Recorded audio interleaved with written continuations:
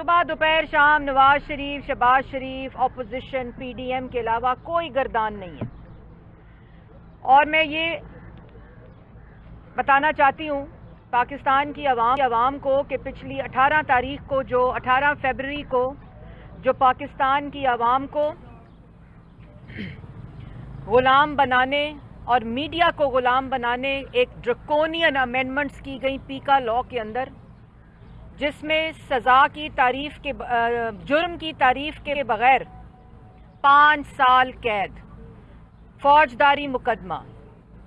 Naan bailable warrant, magistrate کی اجازت کے بغیر، کہ جو ان نالائقوں پہ نااہلوں پہ تنقید کرے گا ان لوٹ مار چور ٹولے کے اوپر، اس کو 5 سال بغیر اجازت کے، بغیر ٹرائل کے ایف آئی اے یا پولیس گرفتار کر لے گی. آزاد عدلیہ کو تابع بنانے کی کوشش کی گئی کہ عدلیہ لا منسٹری کو رپورٹ بھیجے گی. تو اس کو جو کہ ایسا ڈرکونین کالا قانون جو پاکستان کے آئین اور انسانی حقوق کے متصادم ہے، اس کو پاکستان مسلم لیگ نون نے اسلام آباد ہائی کورٹ میں چیلنج کرنے کا فیصلہ کیا ہے. اور جوائنٹ ایکشن کمیٹی جو میڈیا کی ہے، پارلیمان بھی مسترد کرتی ہے، اس کو میڈیا بھی مسترد کرتا ہے، اس کو 22 کروڑ عوام بھی مسترد کرتی ہے. تو ہم نے یہ فیصلہ کیا ہے کہ ہم اس کو اسلام آباد ہائی کورٹ میں چیلنج کریں گے. صدر پاکستان مسلم لیگ نون قائد حزب اختلاف شہباز شریف صاحب نے اعظم نذیر تارڑ سینیٹر اور میری یہ ذمہ داری لگائی ہے کہ ہم اس کے پٹیشنر ہوں گے. یہ کالا قانون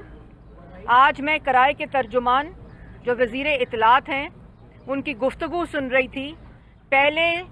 کنٹینر پر کھڑے ہو کر ریاست مدینہ کا نام استعمال کر کے آپ نے اپنی گندی سیاست کی،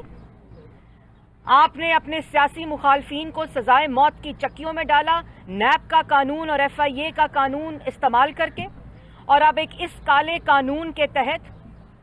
آپ زبان بندی کرنے کی کوشش کر رہے ہیں، 22 کروڑ عوام کو ذہنی غلام بنانے کی کوشش کر رہے ہیں، میڈیا کی زبان بندی کر رہے ہیں. اور اگر تم دوسروں کو گالی دو،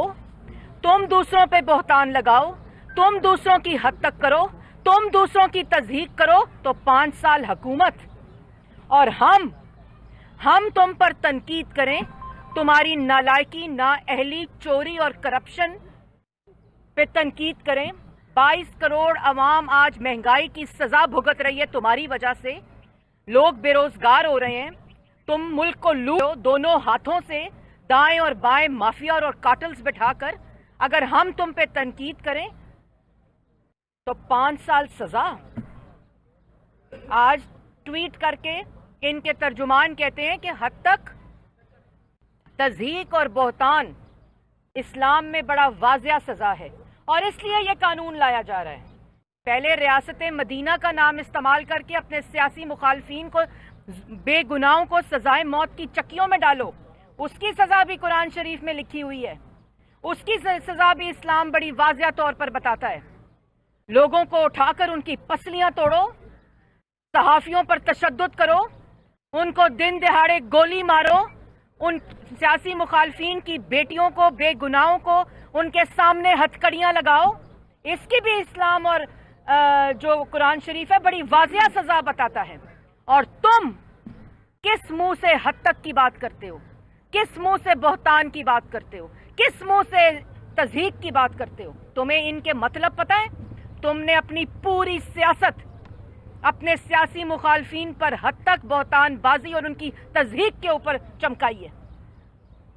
اور اسلام کا سہارا لے کر، اسلام کا نام لے کر، قرآنی آیتوں کو کوٹ کر کے تمہاری جرت، تمہیں شرم آنی چاہیے. تم بتاؤ گے بہتان کیا ہوتا ہے اور تضحیق کیا ہوتی ہے. اور اس کے بعد جب بات کرو گالی دو، جب بات کرتے ہو بہتان لگاتے ہو،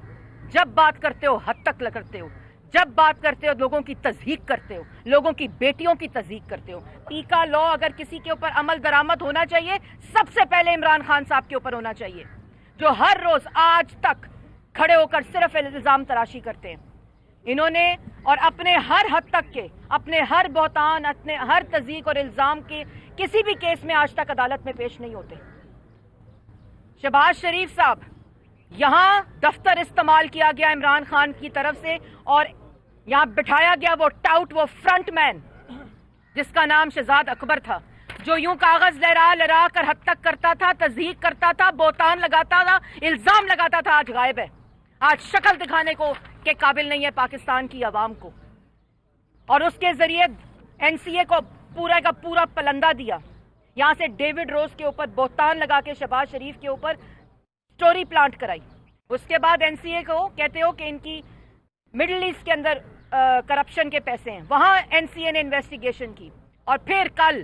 یہ بھی پتا چلا کہ سوئس بینکس میں یہ خطوط لکھے گئے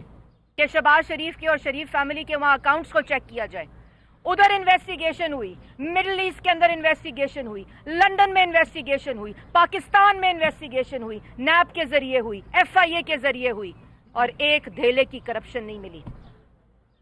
تم کہتے ہو بہتان، حد تک اور تضحیق، اس کالے قانون کو پارلیمان کے اندر بھی چیلنج کریں گے اور اس کالے قانون کو اسلام آباد ہائی کورٹ میں بھی چیلنج کرنے کا فیصلہ کیا۔ دوسری بات، ابھی میں سن رہی تھی کرائے کے ترجمان ایک اور بات کر رہے تھے کہ پیسے آفر کیے ہیں اپوزیشن نے ہمارے ممبران کو جو اپنی جماعت کے الیکشن میں پیسے استعمال کرتا پکڑا جائے، جو پارٹی کی